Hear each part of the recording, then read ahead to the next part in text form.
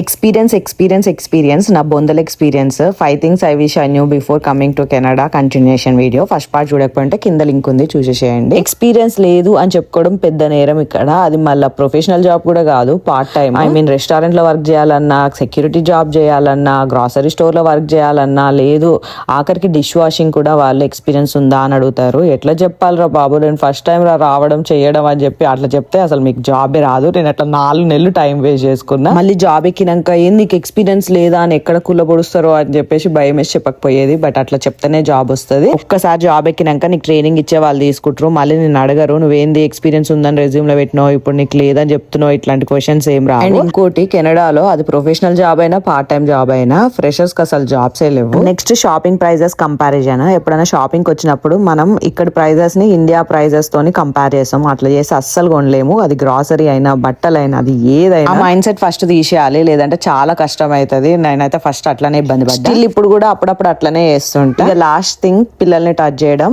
మనం ఇండియాలో పిల్లలు ముద్దు ఉంటే వెళ్ళి టచ్ చేస్తాం కదా, అట్లా ఇక్కడ టచ్ చేయొద్దు. అట్లా చేస్తే వాళ్ళ పేరెంట్స్ ఊరుకోరు. ఒక్కొక్కసారి పోలీస్ కంప్లైంట్స్ కూడా చేస్తారన్నమాట. చాలా డేంజర్ ఇక్కడ అట్లా టచ్ చేయడం. ఫస్ట్ వాళ్ళ పేరెంట్స్ పర్మిషన్ అడిగే టచ్ చేయాలి.